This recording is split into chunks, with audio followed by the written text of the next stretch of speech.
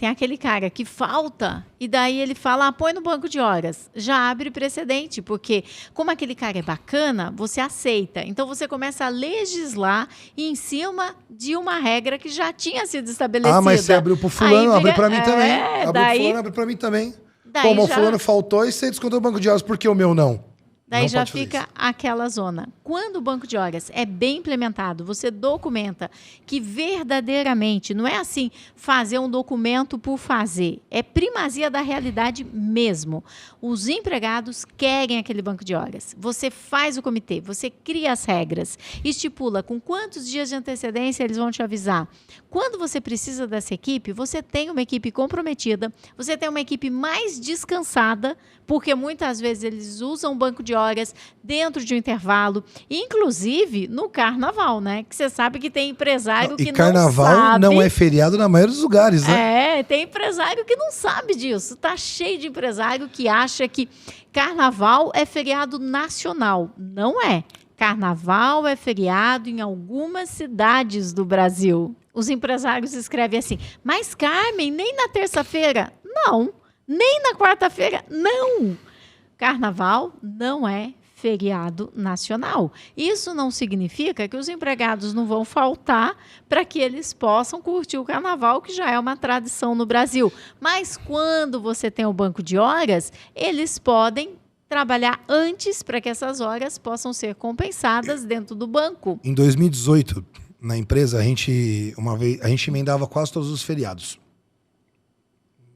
Olha só, já viu a cagada, né? Chegou um dia, meu contador, o Paulinho, pegou e falou assim, cara, mas você tá dando esses dias pra galera?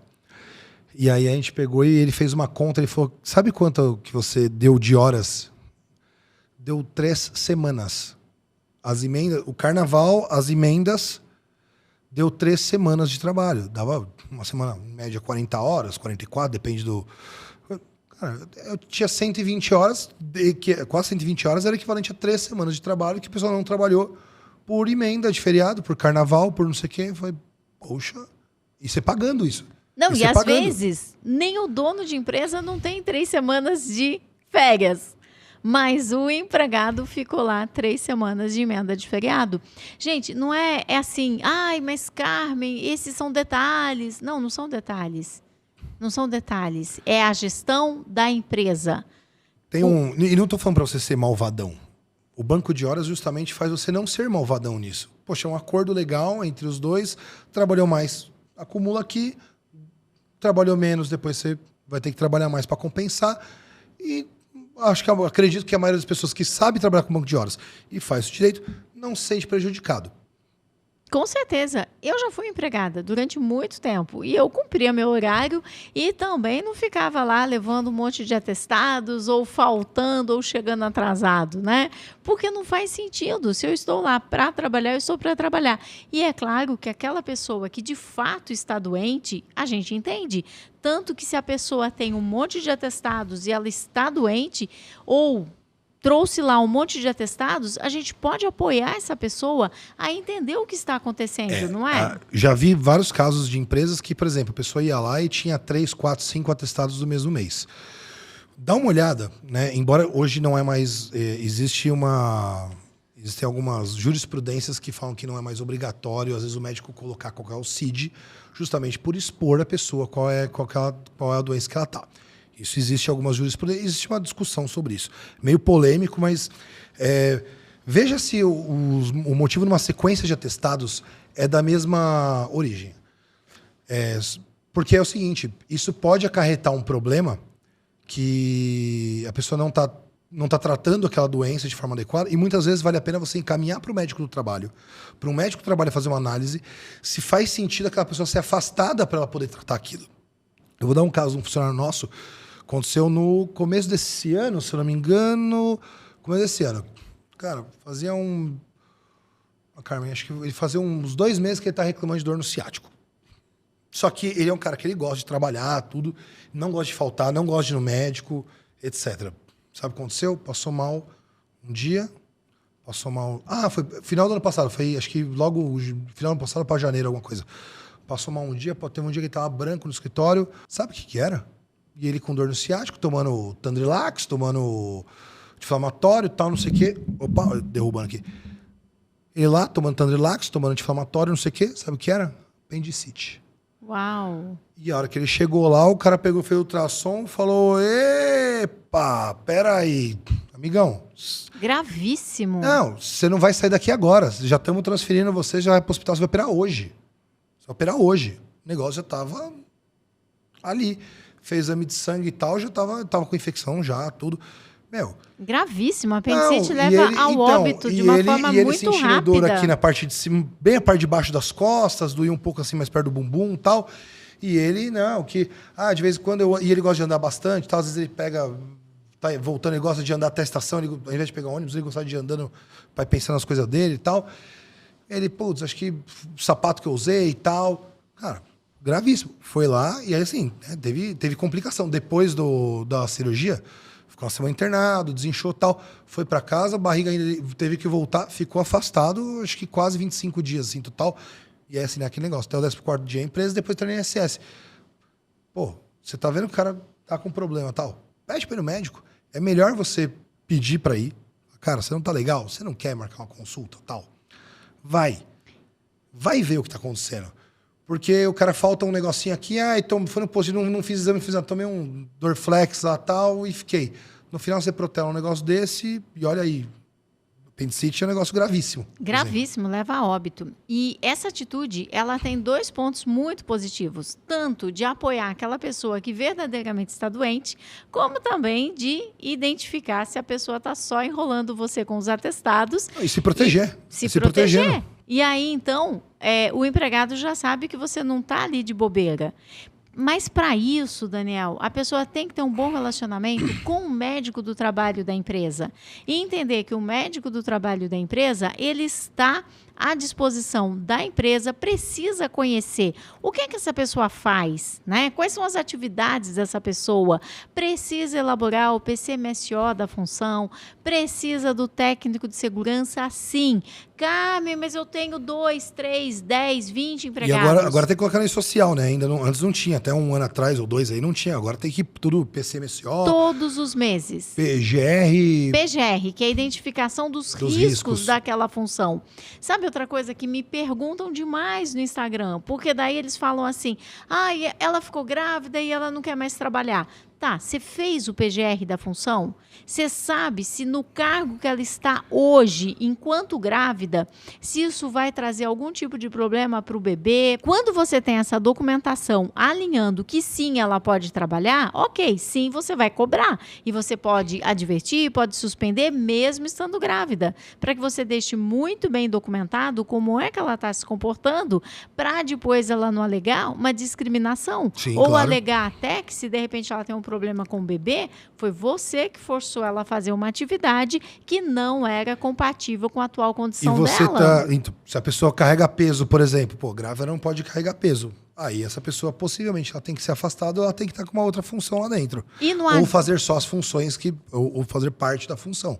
E não adianta, Daniel, o dono ficar dizendo, não, mas aquilo não é pesado. Dono, não é você que decide, dono. É o técnico de segurança com o médico do trabalho. Exatamente. São eles que vão definir se aquilo realmente é pesado, se a grávida pode ter aquela função ou não. Ele divide, se não me engano, riscos químicos, riscos biológicos, riscos de umidade, riscos ergonômicos, né? Tem uma classificação, acho que tudo vai 6. ser avaliado, tudo vai ser avaliado. Isso é super importante. Por quê? Eles, inclusive, outro dia fizeram uma pergunta na caixinha, eles escreveram assim, não sei exatamente quem escreveu, mas a frase era a seguinte: tem uma grávida na minha empresa e ela falta muito e traz muitos atestados. O que fazer? Dona de empresa, 2 palavras que não podem estar numa mesma frase. Ela falta é uma coisa, ela trazer atestado é outra. Se ela está grávida, ela vai trazer atestados. E o atestado, ele tem força de lei? O atestado tem força de lei, ele vai abonar aquela falta. Mas se ela está faltando sem ter nenhum atestado, é você que não está dirigindo a empresa. Dona de empresa, Se a pessoa está faltando e você não está fazendo nada, é porque você, não está dirigindo a empresa, dono de empresa. Você precisa dirigir a tua empresa, criar as regras, porque eles dizem assim, mas eu vou aplicar uma advertência na grávida? Claro que vai. Melhor você documentar tudo isso do que depois você receber um processo de discriminação. E se a grávida precisar receber uma justa causa, vai. Eu já vi uma grávida na minha cidade, ela recebeu uma justa causa, ela ia ter neném naquela semana. Ela levou um atestado médico de um médico morto. O médico já havia falecido há mais de 10 anos. Eu fiz a postagem, a gente tem o blog do Aponte-me lá, né? A gente fala bastante de relógio de ponta, a gente fala de algumas coisas de gestão. O artigo que está escrito lá, que mais tem visualização que a gente fez, foi de atestado falso. E eu vou falar um negócio. Eu acho que agora, parece que daqui para frente vai começar a diminuir, porque os atestados médicos emitidos pelos médicos vão ficar registrados direto num site do governo. Eu vi que é um negócio novo. Estamos tá todos agora. Ansiosos, esperando isso acontecer. E aí já vai com CRM do médico, onde que foi a clínica, tudo que aconteceu, né? Obviamente, eu tenho certeza que vai ter gente que vai fazer o jeitinho brasileiro de falsificar. Mas, poxa, eu lembro que quando eu era moleque, eu ia passando Figênia ali e tal, tinha os homens placa, testado médico, laudo, não sei o quê. Até hoje os caras vendem atestado, laudo, etc. pra você. Mas hoje tem aplicativo. Você já viu o aplicativo que vende atestado? Esse não, esse é novidade pra mim. Meus alunos me mostraram aplicativo que vende atestado com atendimento automático. Você manda uma mensagem para o número de WhatsApp e aí elas gravaram a tela mostrando pergunta. Você quer atestado para quantos dias? Em que estado você está? Pode falar palavrão aqui? Qual é o tipo de doença que você quer? Você recebe em 24 horas o atestado original na tua casa. Atestado original na tua casa. O aplicativo... Olisinal, né? Olisinal. É original porque, de fato, eles utilizam de um CRM válido, que existe, e aí você tem lá todas as opções médicas, em que área que você quer o atestado. Se eu não tivesse visto isso com os meus próprios olhos, eu diria que não existe. Existe. E aí a pessoa já faz o pagamento por Pix e depois ela recebe por Sedex, em 24 horas está na casa dela. Ela já entrega o atestado original de qualquer doença, de qualquer estado. Eu tô curioso para saber se o cara entrega, porque é um tipo de estelionato isso que o cara pode fazer. Se o cara, eu paguei. O cara não me entregou meu atestado. Você vai reclamar. Você vai lá para a delegacia e fala, então, do policial, delegado, eu comprei um atestado falso e não me entregaram. Mas sabe tô querendo fazer uma Daniel? denúncia porque eu paguei. O que acontece é que o crime é organizado. Se fosse uma outra empresa, é bagunçada. Mas o pessoal do crime, vamos falar sério, eles são organizados. São mais organizados que a maioria dos empresários. Então, eles entregam dentro da data, tanto que isso é bem famoso entre os empregados. Eu fiquei surpreso agora. Por isso que eu sempre digo, o primeiro passo é aprender a contratar gente boa. Você tem que ter certeza de quem você está trazendo para a tua empresa. Tem muita gente que entrega, na verdade, assim, né? Atestados, a maioria deles, pelo que eu vejo, eles não são de dias, eles geralmente são de horas, né?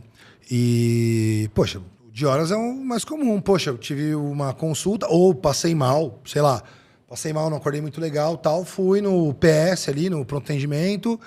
Fiquei lá, tomei um sorinho, o cara falou, tá bom, e manda. Esse é o mais comum, eu acho que, se pegar aí, mais de 60%, 70% dos atestados que a gente tem lá hoje na empresa, são de horas, né? Mas o de dias aí, de 3, 4 dias, você escolher quantos dias você quer e qual a doença, pra mim, foi... Bem tranquilo. Dono de empresa, esse conteúdo tá fazendo sentido para você? Então faz o seguinte, encaminha para outro empresário que também possa estar sofrendo com faltas na sua equipe. E faz o seguinte, já me acompanha aqui no canal, porque todos os dias eu estou aqui com conteúdo para você que é dono de empresa, para te ajudar a ter uma equipe fazendo sua empresa crescer, mesmo se você não estiver lá. Me acompanha!